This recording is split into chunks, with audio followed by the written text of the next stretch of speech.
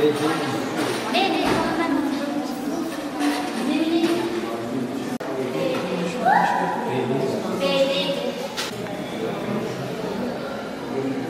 Hoş geldiniz. Nasılsınız? Sağ olun. Sizler nasılsınız?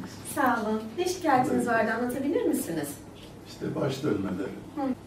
Unutkanlığım var. Bak şimdi unutkanlığımı unuttum. Bazı arkadaşların isimlerini unutuyorum. İsimlerde unutkanlık oluyor. Evet.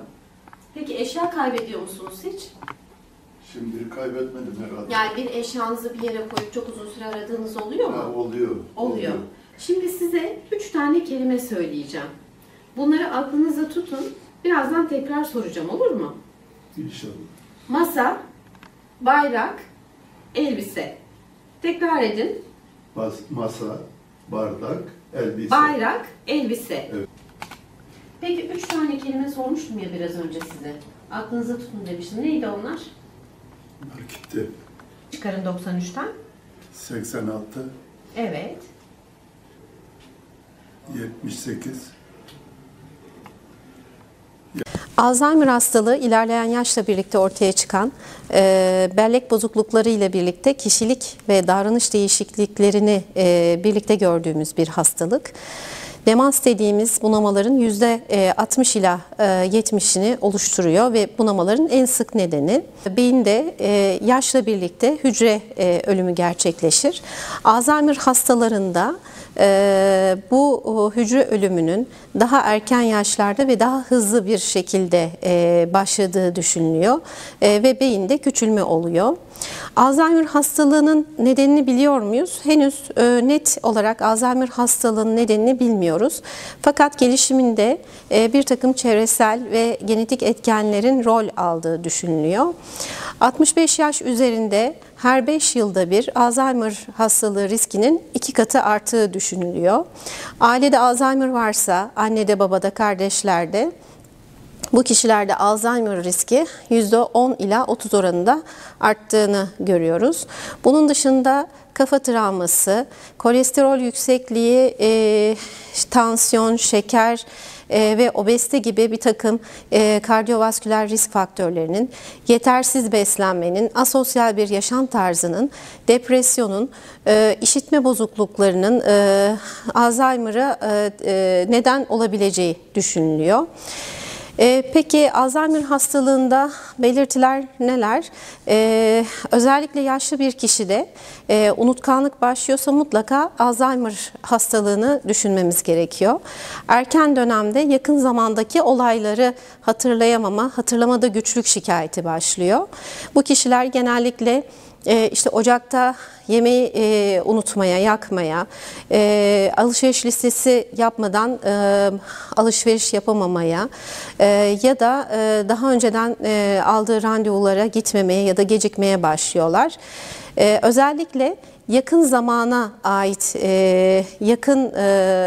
zamana ait 1-2 saatlik süreçteki olayları unutmada problem varken 30-40 yıl önceki olayları daha kolay hatırladıklarını görüyoruz. Alzheimer hastalığının erken döneminde en sık görülen bulgular özellikle aynı şeylerin tekrar tekrar anlatılması, aynı şeylerin tekrar tekrar sorulması, onun dışında eşya kaybetme, koyduğu eşyanın yerini bulamama, yakınlarının isimlerini unutma, çocuklarının, torunlarının isimlerini unutma, daha önceden kolaylıkla bulabileceğimiz adresleri ya da kolayca bulabileceğimiz yerleri karıştırma, evin odalarını karıştırma ve bunların özellikle gece artması Alzheimer hastalığını düşündüren bulgular. Alzheimer hastalığı evre olarak 3 evreden oluşuyor. Hafif evre genellikle kişinin günlük yaşantısını etkilemediği, daha hafif unutkanlıkların olduğu, günlük yaşantısına devam ettiği evredir. Orta evrede ise kişinin şikayetleri artar, biraz daha yardıma ihtiyacı vardır. Bazı hastalarda paranoid olmayan şeyleri düşünme, bir takım sosyal ilişkilerde bozukluk başlar. İleri evrede ise artık Hasta bakıma muhtaç hale gelmiştir. İdrar ve mesane ve bağırsakla ilgili bir takım bozukluklar, basit emirleri anlayamama, yapamama ya da sürekli gezinme gibi şikayetler olabilir. Artık geç evrede hasta bir başkasına bağımlı hale gelmiştir.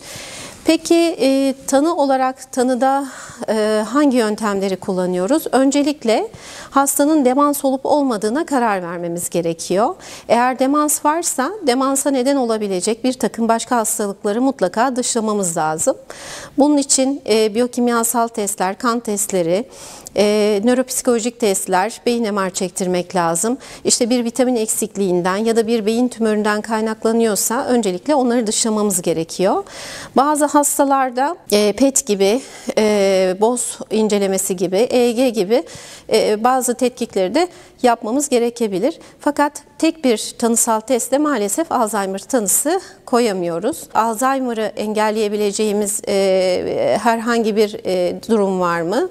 Yapılan çalışmalarda düzenli olarak yapılan fiziksel aktivitenin ve Akdeniz tipi beslenmenin Alzheimer hastalığını engellediği saptanmış. Bunun dışında sosyal yaşantı, beyni çalıştırabilecek bir takım aktiviteler, aynı zamanda düzenli beslenme, özellikle görme ve işitme bozukluğu olan hastalarda bunların giderilmesinin Alzheimer hastalığının gelişimini geciktirdiği gösterilmiş.